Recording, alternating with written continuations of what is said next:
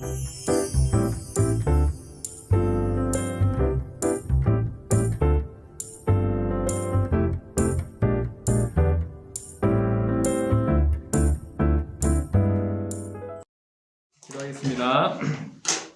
주님 감사합니다. 오늘도 좋은 날 주시고 또한 이렇게 함께 성전에 대해서 함께 나누게 하시니 감사합니다. 우리 삶 가운데 주님의 은혜가 가득 넘치는 삶이 되게 하시고 또한 우리 마음과 우리 몸이 하나님의 성전이 될 수 있도록 주님 인도하여 주시옵소서. 감사하며 예수님의 이름으로 기도드리옵나이다. 아멘. 네. 제일 처음에는 그런 이야기 했어요. 뭐 성경에 나오는 성막이랑 성전이 어떤 의미를 가지고 있냐 이런 얘기를 했었고, 그리고 성막이라는 것은 이게 하나님의 계시를 기억하는 장소로서 이스라엘 백성들이 시내산 사건 이후로 하나님의 약속들을 기억하는 시간들이었다라고 말씀드렸고, 또 지난 한 주는 휴강했고 그 다음 주에 지난주에는 그걸 말씀드렸죠. 성전산, 그가 어딘가, 모리아산, 그곳이 어딘가, 왜 그곳은 맨날 전쟁이 끊이지 않는가 라고 했을 때 이 세계의 3대 종교가 거기를 모두 다 성지로 생각하고 있고, 그리고 그곳이 매우 그들에게는 중요한 곳이었다 라는 말씀을 드렸어요. 사실은 오늘은 3강이죠. 세 번째 시간인데요. 제가 오타가 있었네요. 오늘은 성전에 대해서 좀 이야기하려고 해요. 제가 프린트를 2장 드렸잖아요. 한 장은 글씨가 있고 한 장은 사진이 있는데, 괜찮으시면 뜯으세요. 이렇게 분리를 하셔서 오른쪽에는 그림 놓으시고 그리고 한쪽에는 글씨를 보면서 이게 같이 보면 좋을 것 같아요. 양쪽에. 먼저 이제 말씀드릴 게 뭐냐면 요 그림 있죠. 이게 뭐냐면 이제 예루살렘 지금 이제 그 지도인데요. 지금이랑 옛날에 그 예루살렘과 이스라엘의 지역은 완전 달라요. 완전 다르고 지금보다 굉장히 협소합니다. 그리고 보시면 헤롯 성전이라고 오른쪽 위에 써 있죠. 헤롯의 파란색 글씨. 그리고 거기가 이제 성전이 되겠고, 그 위에 빨간 글씨로 뭐라고 써 있냐면 성전산이라고 써있거든요. 지금 우리가 이렇게 평지로 보지만 원래 이 높낮이 고도로 보면 저기가 이렇게 봉긋하게 올라가 있는 동산이에요. 여기가 성전산임과 동시에 모리아산, 우리는 아브라함이 이삭을 바쳤던 산, 그리고 솔로몬이 성전을 지었던 산, 스룹바벨이 성전을 세웠던 산, 그리고 이 그림에서는 헤롯 성전이 있는 산. 그러니까 높지는 않아요. 높지는 않지만 그곳이 이렇게 봉긋하게 올라와서 거기가 그 산이다, 모리아산이다 라고 그렇게 이야기가 되어졌고, 그리고 성전산 밑에 보면 빨간색 글씨로 골고다 언덕이라고 되어 있죠. 예수님께서 이제 십자가 지고 이제 올라가셨던 골고다 언덕입니다. 밑에도 이제 마을이 있었으니까 이렇게 도시들이 있었을 것이고, 그리고 오른쪽에 보면 이제 감람산이라고 해서 예수님께서 기도하러 가셨던 그런 산, 이 지형을 보여드리기 위한 그런 모습이다라고 생각하시면 되겠고요. 이제 왼쪽에 글씨를 좀 읽어볼게요. 성전이라고 하면 성경에는 3개가 나와요. 3개. 그러니까 예루살렘 성전이라고 하는 정식적인 오피셜인 명칭을 가진 예루살렘 성전은 없어요, 사실. 왜냐하면 거기에 세워진 성전을 그냥 우리는 다 예루살렘 성전으로 부르는 거지, 사실은 시대적으로나 상황적으로 예루살렘 성전이다 라고 말한 적은 거의 없어요. 아버지 다윗이 성전을 건축하지 못했고 아들 솔로몬이 성전을 건축하게 했습니다. 그게 이제 열왕기 상에 기록되어져 있는데, 그런데 이게 어떻게 돼요? 결국에는 나라가 망하잖아요. 망하면서 성전도 무너져 버려요. 그래서 없어집니다. 없어지고 BC 586년 남유다가 망하면서 성전이 무너져 버려요. 그래서 왜 예언서 뒤편에 뭐 에스라 학계 보면 야 가서 성전 지어라, 성벽을 재건해라 했는데 뭐 도비야 뭐 산발 애들이 와가지고 막 괴롭히고 성벽도 못 쌓게 하고 막 그러잖아요. 그러니까 이제 나중에 이스라엘이라는 나라가 북이스라엘과 남유다가 완전 망한 다음에 결국에는 그들이 고레스의 칙령 등등으로 다시 그 자리로 오게 되잖아요. 이제 고향으로 다시 오게 되잖아요. 근데 그들이 신앙 중심에서 살았기 때문에 성전을 지어야만 했어요. 그런데 우리가 먹고 살기 힘들다 보면 돈 버는 게 먼저고 또 먹고 살기가 바쁜데 성전 지을 시간이 어디 있어요. 그러니까 이스라엘 백성들이 자기 먹고 살기 너무 바쁜 거예요. 그러니까 선지자들이 뭐라 그래요? 왜 정신 차려? 먹고 사는 게 중요한 게 아니야. 지금 성전을 지어야 돼. 거기에 하나님의 뜻이 있어 라고 이야기들을 계속 이제 해나가는 거예요.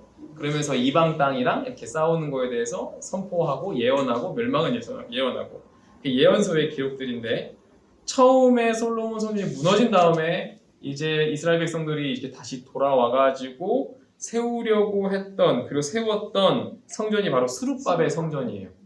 스룹바벨 성전이에요. 그런데 스룹바벨 성전과 그 뒤에 헤롯 성전은 사실은 같은 건데 달라요. 왜 같은데 다를까요?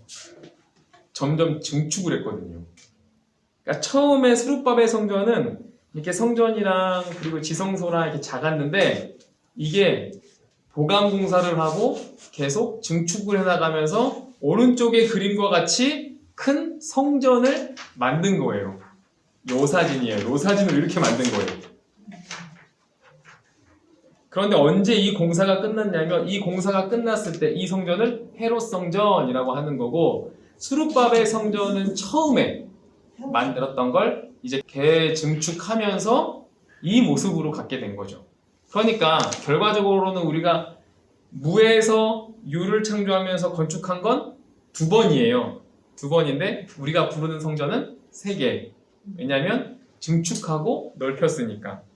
그래서 헤롯 성전의 마지막 보면 기원전 19년에 성전을 건축하기 시작해가지고 AD 63년경에 완공됐대요. 그러면 몇 년 동안 지은 거예요? 한 2년 정도 지은 거예요. 82년 동안 스룹바벨 성전을 수정하고 보완하고 증축해서 82년이 걸려서 알비누스 때에 완공을 한 거죠. 그러면 예수님 시대 때 예수님이 0에서 33년까지 사셨잖아요. 그럼 예수님 시대 때 성전은 완성되기 전이었어요. 성전이 증축하고 건설이 되던 중이었어요. 네, 아시겠죠? 네. 그러니까 성전이 지금 근데 그 헤롯 성전이 사실은 6세기, 7세기 지나가면서 그 땅을 아랍 세계가 점령하거든요. 그러면서 다 무너뜨려 버려요. 그럼 어디만 남았냐? 이 서쪽 벽만 남은 거예요. 서쪽 벽만 남았어요. 그러니까 통곡의 벽인 거예요, 그게. 서쪽 벽만 남아가지고 이 서쪽 어딘가에 조금 남아있는 게 지금 통곡의 벽인 거예요. 이 앞에 건 다 없어졌어요. 그러니까 우리가 뭐 유대교든 뭐든 간에 야 이거 스룹바벨 성전부터 2000년 전에 그 역사성 있는 성전이 무너졌는데 남은 거라고는 그 서쪽 벽 일부분만 남았으니까 얼마나 귀해요. 그러니까 거기 앞에 가서 통곡을 하면서 울면서 기도하는 거예요. 이 유대교가. 그리고 그들의 민족의 역사성이 다시금 회복되기를 계속 간구하면서 기도하고 있습니다. 네, 이제 서쪽 통곡의 벽입니다. 그래서 설교를 하시거나 강의를 들으실 때 예루살렘 성전이라는 단어가 많이 나와요. 그런데 예루살렘 성전은 공식적으로 없었어요. 이름을 붙여본 적도 없어요. 그러면 이제 시대적으로 알 수 있죠. 만약에 우리가 이제 신약 시대 예루살렘 성전에 올라가셨다라는 것은 헤롯 성전을 이야기하는 거고, 그리고 이제 예언서 쪽에서 예루살렘 성전을 우리가 복원해야 된다라고 했다라고 하면 스룹바벨 성전을 이야기하는 거구나 라고 이렇게 아시면 되고, 그리고 뭐 성전을 세워야 된다 구약 시대 얘기하면 솔로몬 성전을 얘기하는 거구나 라고 합니다. 그래서 시대별로 잘 성전의 이야기를 잘 생각해 보시면 좋을 것 같아요. 그 다음에 2번 이제 헤롯 성전 좀 이야기 좀 할게요. 우선은 이제 왼쪽에 이야기들을 하겠지만 보시면은 성전을 이제 그림을 보면서 하나씩 말씀드릴게요. 저기 솔로몬 행각 보이세요? 솔로몬 행각 오른쪽에 솔로몬 행각 여기가 동쪽이에요. 동쪽. 그리고 뒤쪽이 서쪽이겠죠? 그리고 밑에가 남쪽이고 북. 우리 한국에서는 집 살 때 어느 향이 제일 좋아요? 남향. 좀 덜해도 동남향. 그보다 좀 덜하면 뭐 동서향. 남서향. 그죠? 제일 사면 안 되는 데가 뭐 북향 이런 건 안 되잖아요. 북향 이런 데 또 그늘 만지니까. 근데 이스라엘의 성전은 동향이에요. 동향. 동쪽이 되게 중요해요. 해가 뜨잖아요. 해가 뜨고. 그리고 예스겔서나 이런 데 보면 하나님의 그 거룩한 연기가 동쪽에서 동쪽 문을 향하여 들어온다. 뭐 이런 이야기도 있거든요. 그러니까 동쪽이 굉장히 중요하고요. 그리고 저 뒤 북쪽에 보시면 안토니오 요새라고 보이세요? 안토니오 요새. 이거 뭐 하는 곳일까요? 써놓진 않았는데. 안토니오 요새. 여기는 성전을 감시하는 곳이에요. 성전이 잘 있나? 성전에 누가 침입하진 않았나? 라고 이렇게 보는 곳입니다. 그리고 그 옆에 노던 게이트라고 있죠. 노던 게이트라는 곳은 제물에 드려질 양이 들어오던 문이에요. 양이 들어오던 문이 노던 게이트라고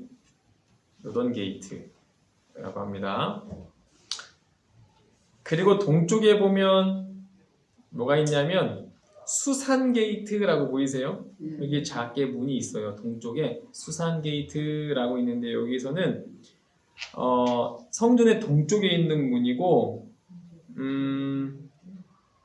그 아사셀 염소라고 아세요 혹시? 대속죄일의 염소 있잖아요. 그 염소가 이 문을 통과해서 나가는 거고 그리고 번제단에 성전 앞에 번제를 드리면 재가 남잖아요. 이 재가 이 문으로 나가요. 다른 문으로 나가면 안 되고 이 동쪽 문으로 재를 버릴 때 나가는 문이 이 수산 게이트. 그리고 대속죄일 때 백성의 죄의 속죄를 하러 광야로 나가는 염소 아사셀이 이 문을 통과해서 나갑니다. 또 산헤드린 건물 오른쪽 귀퉁이에 보이세요? 산헤드린 건물. 네, 여기는 산헤드린 회의도 하고 했었던 장소라고 해요. 산헤드린 공의회 있죠? 네, 공의회. 네, 거기는 그냥 말씀드리는 거예요. 네, 이제 문만 말씀드릴 거라 가지고. 그 다음에 그 남쪽이에요. 트리플 게이트, 더블 게이트 혹시 보이세요? 트리플 게이트, 더블 게이트가 이 남쪽에 있는 문이에요. 남쪽에 있는 문인데 트리플 게이트는 제사장만 사용했던 문이에요. 문이 3개가 있어요. 제사장만 드나드는 게이트여서 아무나 못 들어갑니다. 3개가 있고 더블 게이트는 문이 2개예요. 여기가 바로 성전 미문이에요. 왜 보면 요한복음에 보면 성전 미문에 앉아 있는 안전뱅이를 세웠잖아요. 네, 거기 미문 여기예요. 여기 앞에 그 계단에서 앉아 있었던 거예요. 그래서 가서 이제 일으키잖아요. 그러니까 성전 미문. 왜 미문이냐면 그 성전 게이트 중에서 더블 게이트가 가장 화려하고 이뻤대요. 장식을 잘 해놨었대요. 그래서 더블 게이트가 미문이다. 아름다운 문이라고 했고 그리고 오른쪽으로 들어가고 나올 때는 왼쪽으로 나와야 돼요. 오른쪽으로 들어갔다 왼쪽으로. 그리고 슬픈 일을 당하고 정말 힘든 사람은 왼쪽으로 들어갔다가 오른쪽으로 나오는데 이때 이제 순례자들이 위로의 말을 전하면서 이렇게 괜찮다라고 이렇게 하는 거예요. 그래서 오른쪽으로 들어가느냐 왼쪽에 들어가느냐에 따라 의미가 달라요. 네, 이게 바로 성전 미문이다라는 거 말씀드리고요. 왼쪽에 그 서쪽에 보시면 바클레이 게이트라고 작은 문 하나 보이세요? 바클레이. 여기는 성전에 사용되는 물품이 왔다 갔다 하는 문이에요. 성전의 물품이 왔다 갔다 하는 문이에요. 그러니까 성찬하면 성찬기 왔다 갔다 해야 되는 거고 그리고 성물들, 그러니까 성전에서 쓰는 물건들이 들어갔다 나갔다 하는 그런 문들입니다. 그리고 윌슨 아치라고 이렇게 다리 밑에 아치가 되어서 문이 또 하나 있는데 여기는 신분에 따라서 예루살렘의 부자나 귀족들이 사용했던 문이래요. 윌슨 아치. 네. 그리고 여기 워런 게이트라는 곳도 있어요. 그 옆에요. 워런 게이트라고 있는데 여기는 지성소로 바로 연결된 문이에요. 원래 그 성전 벽이 크게 둘러져 있고 그 안에 작은 담으로 이렇게 경계가 되어져 있거든요. 그 지성소가. 그런데 워런 게이트는 그 두 개를 띄워놓고 바로 지성소로 들어갈 수 있었던 그런 문이에요. 그러니까 아무나 못 들어가요. 아무나 못 들어가요. 제사장 혹은 제사를 드릴 수 있는 사람들만 드릴 수 있습니다. 보시면 나중에는 또 이제 앞으로 계속 이 그림을 자주 볼 거예요. 왜냐하면 그 장소마다 여인의 뜰이라고 해서 여성들은 거기만 있어야 됐었고 넘어가지 못했어요. 이방인의 뜰이라고 해서 이방인들이 거할 수 있는 장소가 있었고 그런 것들이 쭉 있습니다. 그래서 성전이라고 하면 우선은 문만 봤는데 문이 총 8개가 있어요. 문이 총 8개가 있는데 물론 개수로는 더 많아요. 왜냐면 더블 게이트, 트리플 게이트 이렇게 있으니까 이름상으로는 8개가 있습니다. 그런 와중에 보통의 이제 제사를 드리는 이스라엘 사람들, 예루살렘 사람들은 동쪽 문으로 많이 들어왔대요. 동쪽 문으로 들어오고요.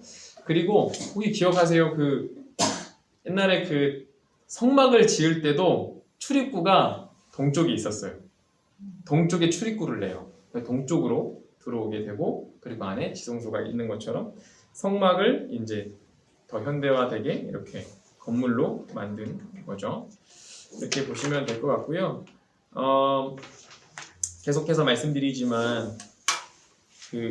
여기서 이제 이스라엘 백성들이 성전을 아무나 아무 때나 들어갈 수는 없었던 거고, 그러나 예수님께서 돌아가시고 부활하심으로써 이제 이 성전문이 활짝 열리게 되었고, 그리고 누구나 이곳을 드나들 수 있게 되었다라는 건 말씀드렸고, 또한 이전에 옛날에 그 전에 상황에서는 이 성전에 들어가는 것 자체가 굉장히 어렵고 복잡하고 그리고 되게 그 규율에 정해져 있는 그런 모습이었다라는 것들도 말씀드렸습니다.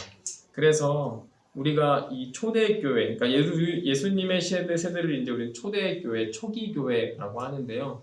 예배학을 공부하신 분들은 막 이런 얘기 많이 하세요. 이 초기 교회의 예배를 복원해야 된다. 그 얘기가 무슨 얘기냐면 예배가 더 보수적이고 어려워져야 한다라고 말씀을 하세요. 왜 그러냐면 너무 편해져가지고 우리의 신앙이 더 편해진 것 아니냐라고 말씀도 하시는데 이때는 예전에 말씀드렸듯이 재물을 가지고 드려야 했던 예배 때잖아요. 그래서 다시금 오늘 부활주일에 생각하는 것은 우리 예배가 조금 더 정갈하고 또 그리고 더 FM, 포멀하게 그리고 정돈되게 그런 모습으로 예배드리면 더 좋겠다라는 그런 생각들을 했습니다.